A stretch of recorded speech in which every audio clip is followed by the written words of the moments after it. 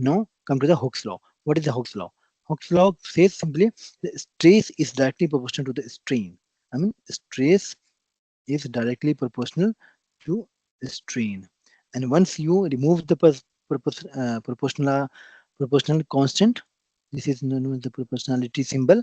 If you remove the proportionality symbol, then you need to insert some constant, and that constant when you insert is known as your E.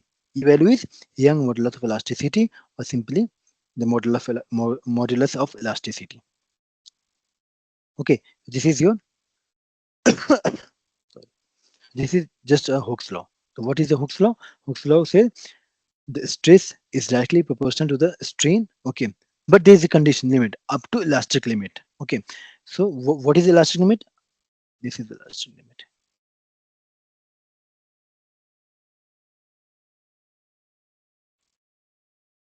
So when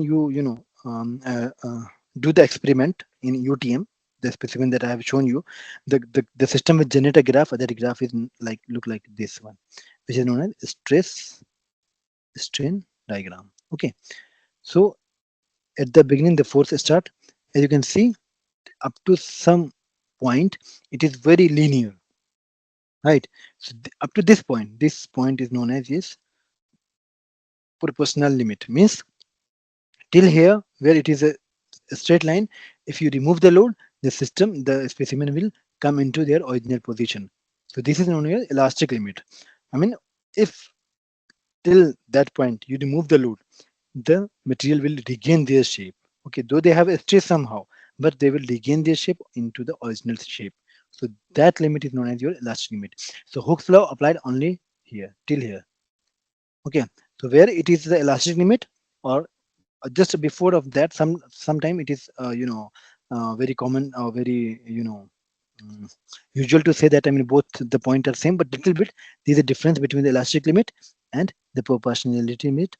Proportionality limit is somewhere here, and elastic limit is here. So there's a little bit different, but somehow in usual both the point usually taken as the same point. Okay, so this is the origin. Okay, so from origin to till this point is known as your this all thing is known as your proportionality limit or elastic limit. Okay, so the Hooke's law is applied only this region till here. Okay, once you have crossed the limit, then elastic limit, the Hooke's law will not uphold. Okay,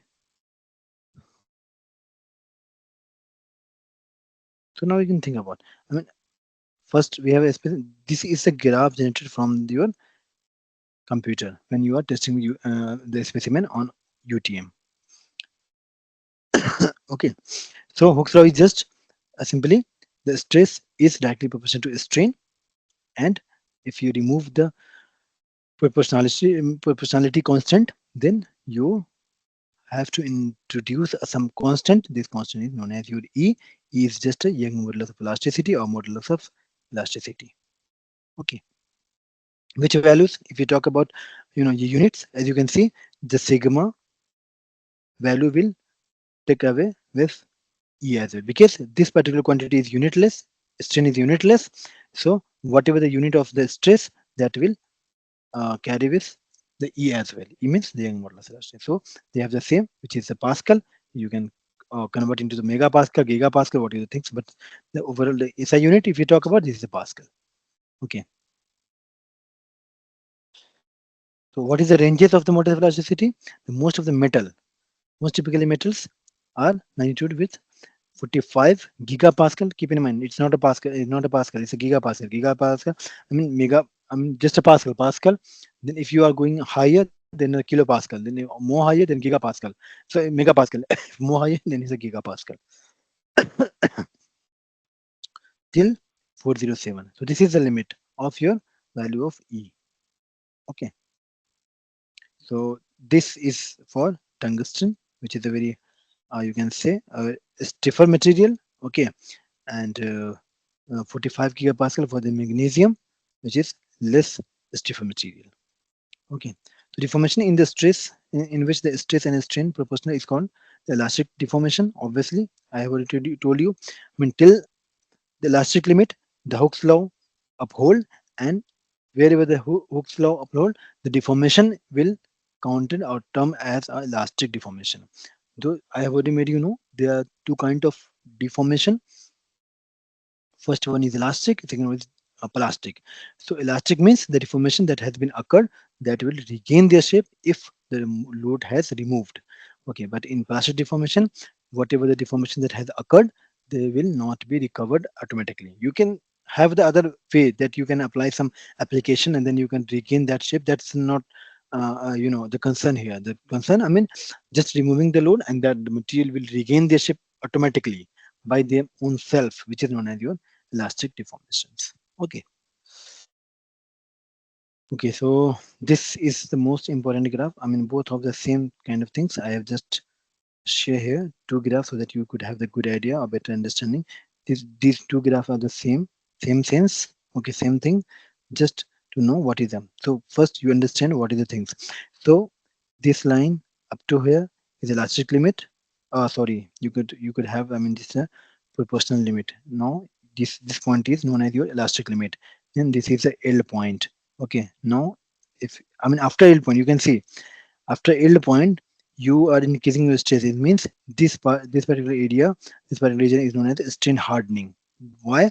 Because I mean the material have a capacity to bear the more load. As you can see, they have, I mean, at this particular point they have decreased. Okay, now they are increasing, and after some point there is a necking. Necking means the fracture will get a start, and after that, some point they have fracture. The material has get fracture. Though if we talk, this is the engineering material. Okay, if we talk about the real material or true material, then it will, the graph will look like here, as like this, as it is shown here. Okay, but in most of the time we are discussing the engineering material. That's why we have always concern about this particular curve, not by this one. Okay, and so obviously it should be mentioned in your mind that what are the things that we are talking about. This is for the ductile material. Otherwise, I mean, the brittle material, you can have the test, but that graph would be something else. Okay, there's you could say that, I mean, in the ductile material, the proportionality limit and the elastic limit both exist at the same point, and after that they have the graph which is go, I mean, they look like this. Though you no need to know, but just for you understanding, I'm making kind of things. This is for the brittle material. Okay, this is a stress strain diagram. Okay, so as you can see, this is 0. Here is a proportional limit. Then it is yield strength, as you can see here. So this is your yield point. Yield point. After that, you have the ultimate strength. This particular region, the topmost curve at this point. This is known as the ultimate strength, and this is the fracture point. This is necking, and so this is the kind of things that you need to know about the stress strain diagram. Okay.